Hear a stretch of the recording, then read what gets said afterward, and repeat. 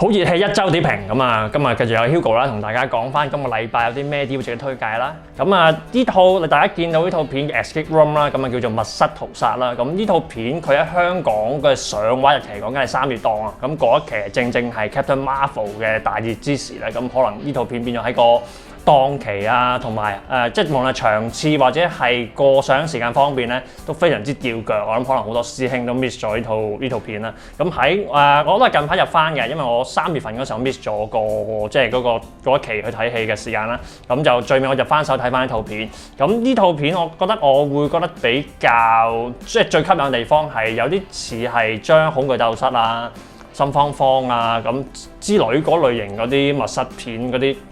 懸疑片嘅元素去 combine 埋一齊啦。咁我睇咗呢套片之後，其實我都覺得係幾吸引我，即係我覺得都幾正。咁就無論係個故事嘅節奏鋪排啊，或者係個演員個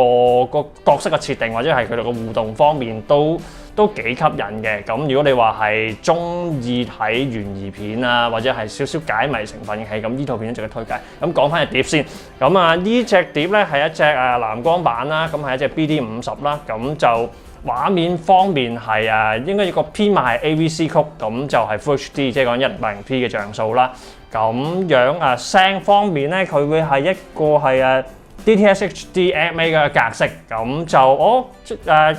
recommend 其實即係除咗係即係畫面同埋嗰個，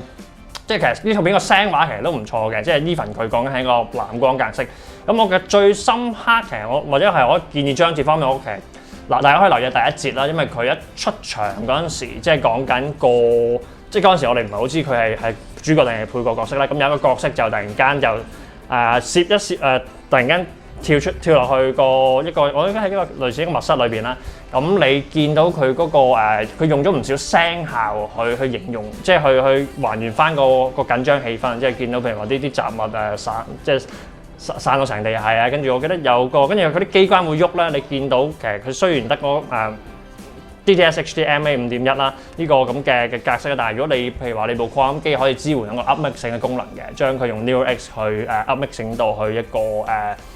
天花聲，即係天空聲道都會有一個狀態下咧，你見到佢個空間啊，或者係個聲音嘅質感其實都喺翻度嘅。咁其次就係譬如話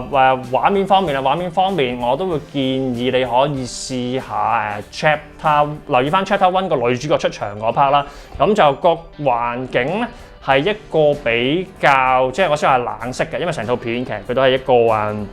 比較灰階多，即係我先話係比較陰森啲啊，即係其實個藍色冷色嘅色調啦。咁你見到個女主角即係佢啲大頭鏡頭，你影住個女主角咧，你見到佢無論係個膚色或者個層次質感都唔錯。即係我先話個對比都強烈嘅，即係一個暖色嘅一塊面去一個藍色嘅背景，其實個空間層次或者係個景深，其實佢個效果都唔錯。咁除咗係 Chapter 1之外，我會再建議你留意埋Chapter 4啦。個女配角嗰塊面，你見到喺個日光之下咧，都 show 到即係嗰個毛孔個質感咧。咁喺呢個2K 即係講緊1080P 呢個格式底下咧，個質感都唔錯，即係個立體感啊，個 texture。咁就呢一 part 除咗係畫之外咧，即係講緊 Chapter 2除咗畫之外咧，仲有一個位就係即係呢一個 chapter 差唔多去到末段嗰個位，咪會有個機關，大家如果有睇 trailer 都知啦。咁就有個類似好似焗爐咁嘅物體會出現喺上邊咧，咁呢一 part 就如果你部 M 係支援呢個Neo X 嘅 up mixing 嘅話咧，即係嗰啲 up mixing channel 嘅功能嘅話咧，你其實會 feel 到個 device， 即係講緊發現個裝置會喺你個頭頂嗰度有啲低頻啊，嗰啲咁嘅聲咧。如果你個系統你即係 set 即係有時候個 setting 係得，即係連接感係 set 得好嘅話咧，你會 feel 到嗰個定位感會喺頭頂呢個位置咯。咁就呢一 part 大家會係咯，有時睇嗰陣時可以留意下啦，即係除咗劇情之外，留意下嗰啲聲畫效果咯。咁樣跟住中後段，即係講緊係 Chapter 8，即係其實中間位咁上下啦。佢哋個雪地位咧，你見到嗰一 part 個環境，即係又係玩嗰種叫背景好冷色啊，跟住個人就個飽和度又好高嘅。咁你見到個反差，即係個人嘅面色同埋個 background 嘅反差，個質感都唔錯。咁 even 係講緊2K 底下，個立體感啊、個質感啊，或者係嗰啲細節密度都算唔錯，同埋見到嗰啲雪啊，嗰個白色位咧，個立體感都算有交代，即係講緊喺 Blu-ray。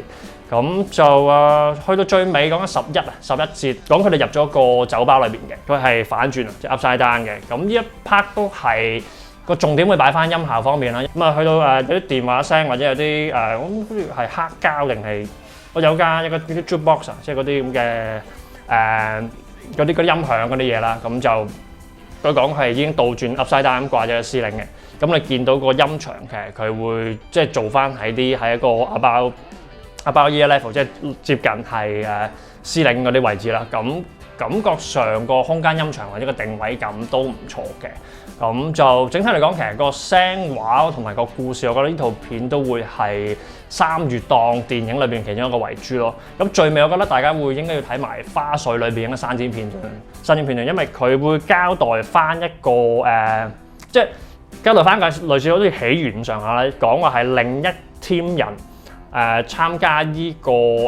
密室逃脫呢個遊戲裏邊一啲發生嘅嘢咧，咁你可以話係一個即係有時話係個宇宙觀嗰一個擴展咯。咁如果你話係想話深究呢套戲嘅，咁就除咗喺製作花絮之外，可以睇埋啲刪剪片段咯。咁大家都會係咯，可以認識下呢套片其實個 idea 咁。同埋想講少少，呢套片好大機會會開續集咁啊！如果你話中意類型嘅戲，咁我 keep 住留意呢個系列咯。咁啊，都係最尾啦，最尾就係如果中意我段片咧，就要俾 like 啦，咁記得 subscribe 我 channel 啦。咁最尾就撳埋個鐘仔，咁我哋有 update 嘅話咧，就會揾你噶啦。